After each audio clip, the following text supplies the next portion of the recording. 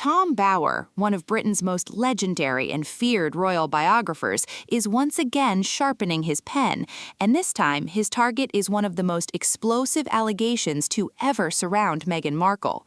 The author, known for his meticulous and unrelenting investigative style, is preparing a new edition of his best-selling book, and according to those close to the project, it contains revelations that have already sent Meghan's legal team into overdrive. At the heart of Bower's new findings is a question that has quietly circulated in royal-watching circles for years, but has never been examined with this level of forensic detail. Is Meghan Markle actually the age she claims to be? According to publicly available records, Meghan was born on August 4, 1981, making her 44 years old. But Bower's research suggests the truth could be very different, and the evidence he has compiled, drawn from magazine archives, university records, professional databases, and family testimonies, paints a portrait of a woman who may have been systematically misrepresenting her age for over 2 decades. Before diving into the allegations themselves, it is worth understanding who is making them. Tom Bower is not a tabloid gossip columnist chasing clicks. He is one of Britain's most respected investigative biographers, with a career spanning decades and a bibliography that includes devastating exposés on some of the world's most powerful figures: Robert Maxwell, Mohammed Al-Fayed, Simon Cowell, and Prince Charles among them. His books are not dashed off quickly. Bower spends years on each project, interviewing hundreds of sources, cross-referencing documents, and fact-checking every claim before it goes to print. In 2022, he published Revenge: Meghan, Harry, and the War Between the Windsors, a book that painted a deeply unflattering portrait of the Duchess of Sussex and became an instant bestseller. One chapter in particular caught the attention of readers and researchers alike, the chapter dealing with Meghan's early life, her Hollywood years, and the inconsistencies buried within her personal timeline. The first and perhaps most striking piece of evidence Bower uncovered dates back to March 1997. In an issue of 17 magazine, on page 90, there is a feature article that lists Meghan Markle as 21 years old. If Meghan was truly born in 1981, as she has always claimed, she would have been no older than 15 or 16 at the time of that publication. That is not a small discrepancy. That is a 6-year gap. Bower did not simply stumble across this article and run with it. He went to physical archives, confirmed the publication date, verified the authenticity of the document, and satisfied himself that it was genuine. The question it raises is uncomfortable but unavoidable. Either 17 magazine made an extraordinary and unexplained error about a relatively unknown young woman's age, or someone has been lying for a very long time.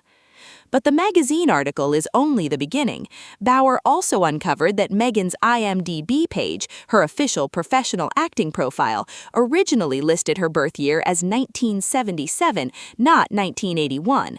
For anyone unfamiliar with how the entertainment industry works, this detail carries significant weight.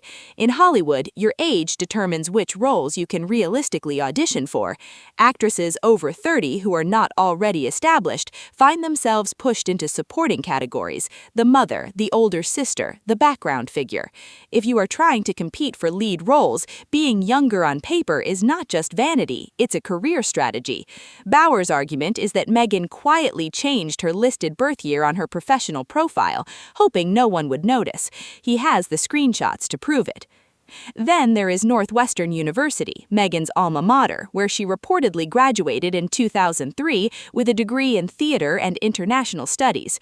On the surface, this fits neatly into the 1981 birth year narrative. Graduating at 22 is perfectly normal, but Bower tracked down Meghan's classmates from that era. He examined alumni directories and studied group photographs from her university years. What he found was that the majority of the people Meghan appeared alongside in those photographs, people who moved in the same social circles and attended the same classes, are now in their early to mid-50s, not their early 40s, their 50s. There is a well-known photograph from Northwestern's Salsa Club in which Meghan appears in the back row with about a dozen other students. Bower contacted several of those individuals, and when he asked them about their birth years, they all said the same thing: early 1970s. That leaves two possible explanations. Either Meghan, as a young 20-year-old, was spending all of her time exclusively with people a full decade older than herself, or she was actually their age and has been lying ever since. One former classmate, speaking to Bauer on condition of anonymity, stated plainly that Meghan being older than she claimed was something of an open secret among those who knew her at the time.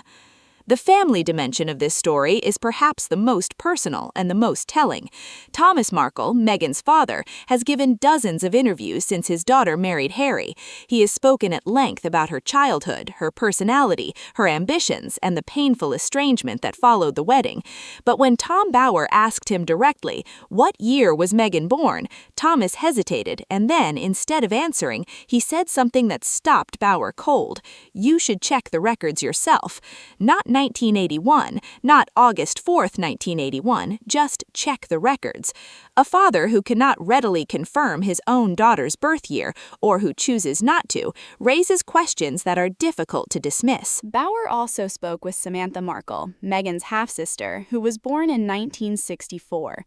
According to Meghan's official biography, the age gap between the two sisters is 17 years, meaning Samantha would have been a teenager when Meghan came into the world. But Samantha told Bauer that the gap is much smaller than Meghan claims, and that the two of them were close enough in age while growing up to actually play together as children. If Meghan was born in 1981, that story does not make sense. If she was born somewhere between 1973 and 1975, the gap narrows to somewhere between 9 and 11 years, and suddenly Samantha's recollections become entirely plausible. Meghan's acting career offers yet another layer of scrutiny. If she was truly born in 1981, she would have been around 25 years old when she was holding briefcases on Deal or No Deal in 2006. Young, fresh-faced, entirely consistent with that kind of television work. But Bauer dug into her broader career trajectory and found a pattern that reads less like a young woman still finding her footing and more like someone who was already aging out of a competitive industry and fighting to stay in the game. She did not land her breakout role on Suits until 2011. If she was 30 at the time, she was already on the older end for that kind of part. If she was actually 36 or 37, the casting becomes far harder to explain. Unless, as Bauer suggests, the age on her professional documentation did not reflect reality. There is also the matter of Archie's birth certificate. When the young prince was born in May 2019, the document was filed in the standard way, listing his mother's name as Rachel Meghan Markle. But weeks later, the certificate was amended. Meghan's first and middle names were removed, replaced simply with her royal title, Her Royal Highness the Duchess of Sussex. Bauer investigated this change extensively and found that palace insiders could not recall it ever happening before in royal history. His theory is pointed. Meghan is terrified of paper trails. With her full legal name on official documents, those documents become cross-referenceable, connectable to school transcripts, previous contracts, passport applications, and potentially to other records containing birth years that do not match the story she has told the world. By scrubbing her name from the certificate, she made herself harder to trace. The legal implications of all this, if Bauer's findings hold up, are significant.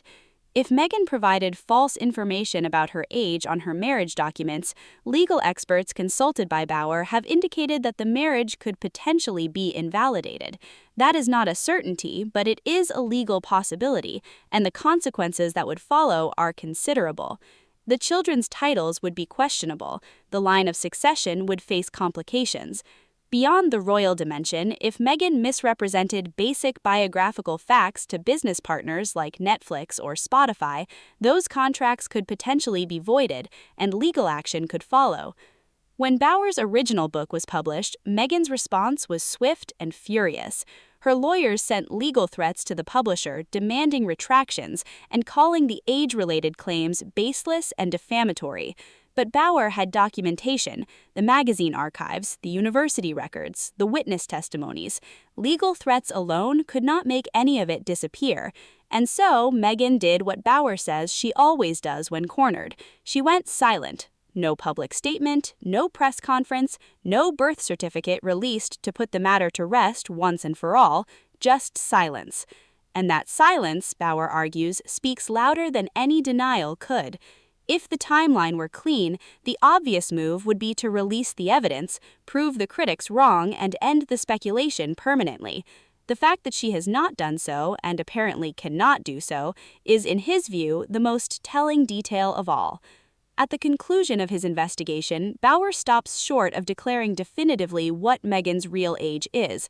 He does not put a single number on it.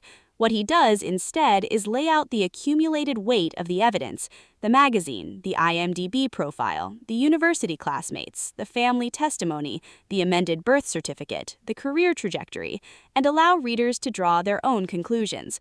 But his overall assessment is unambiguous. Meghan Markle has been dishonest about fundamental aspects of her own biography, and that dishonesty extends far beyond the question of age alone. In Bauer's telling, she is a woman who has spent decades carefully constructing a public persona that bears little resemblance to the reality beneath it. She is not the victim she presents herself as. She is not the humanitarian she performs for the cameras. She may not even be the age she says she is. And with investigators like Tom Bauer continuing to dig, the distance between the performance and the truth appears to be narrowing.